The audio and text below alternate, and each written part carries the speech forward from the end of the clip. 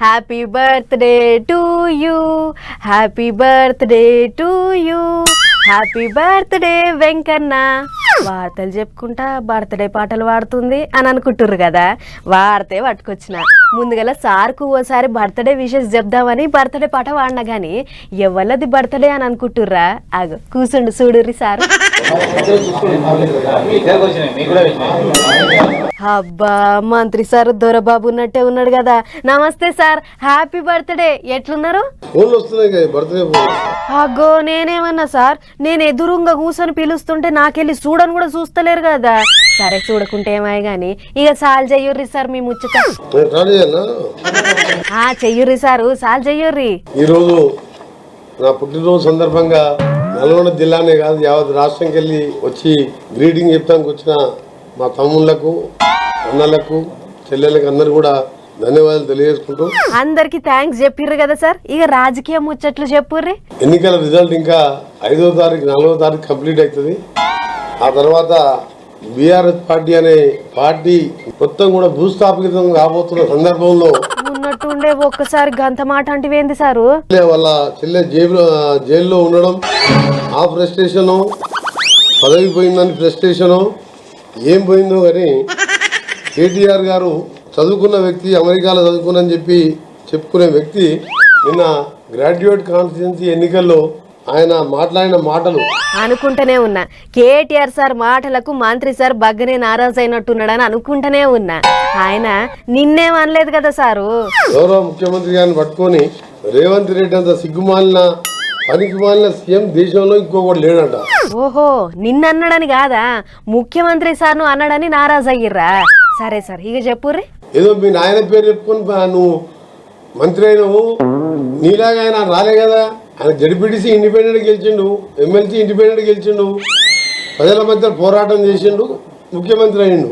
నువ్వు ఆయనను పట్టుకొని సిగ్గుమాలిన పనికి మాలిన సీఎం అంటే మరి నిన్నేమని చెప్పాలి? నేనేమని చెప్పాలి నిన్ను? సరే తీయురి సార్, తెలిసో తెలియకను అన్నడేమో గాని పార్లమెంట్ ఓట్ల సంగతి ఏంది సారు? 4వ తారీఖు ఏ స్థానంలో కూడా డిపాజిట్ వస్తలేదు. ఒకటి 2-3 స్థానాల్లో డిపాజిట్ వస్తున్నాడు. మాకున్న ఎగ్జిట్ ఫలితాలు కానీ 2-3 దిక్కులనే డిపాజిట్ వస్తుంది అని అంటుర్రు. అంటే ఒక్క సీటు కూడా గెలవరంటుర్రా ఎట్లా సారు? 2-3 సీట్లు టఫ్ ఉన్నా సరే మాకు 12 తగ్గకుండా వస్తాయని నాకు అనుమానం. అట్లా అంటారేంది సారు? సాగు నోట్లే తలకాయ పెట్టి తెలంగాణ తెచ్చిన పార్టీని పట్టుకొని సాగు నోట్లో తలకాయ పెట్టి తెలంగాణ చెప్పి దొంగ మాటలు మాట్లాడే కేటీఆర్ గారు అసలు కొట్లాడేది మేము.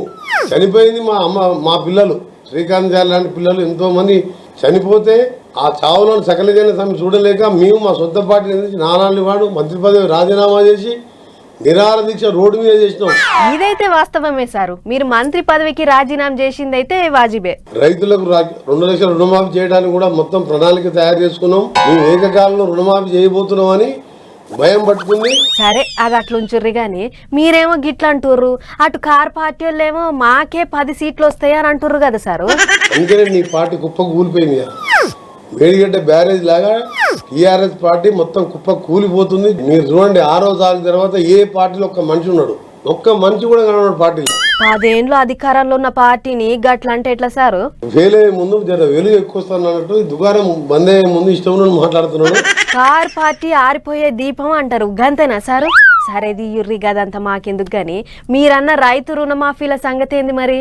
తప్పకుండా రైతు రుణమాఫీ కాదు, ఒక ఫేజ్ వైజ్ మేనర్ లో పోతున్నాం. 36,000 కోట్ల రుణమాఫీ చేసుకుంటూ సన్నోట్లకు బోనస్ ఇచ్చుకుంటూ వచ్చే క్రమంలో రైతులు పండించిన పంట తడిచిన ధాన్యం ఉన్న నష్టమైనా మేము కట్టుకొని ఆ వడ్లను కొని దాన్ని నూకలుగా మార్చి ఏమైనా చేసుకుంటాం. కానీ తడిచిన ధాన్యమైనా మద్దతు ధర కొనాలని మన క్యాబినెట్ లో నిర్ణయించుకున్నాం. విన్నారా? పడి షోట్లను కూడా కొంటారట. ఓ రోకు కార్ పార్టీని కేటీఆర్ సార్ ను సాపించుకుంటేనే వాళ్ళ పార్టీ గురించి గొప్పగా చెప్పుకొచ్చిండు మంత్రి సారు. ఏదైతే గాని సీఎం సార్ ను అన్నాడని మంత్రి సార్ గట్టిగానే నారాజైండులో.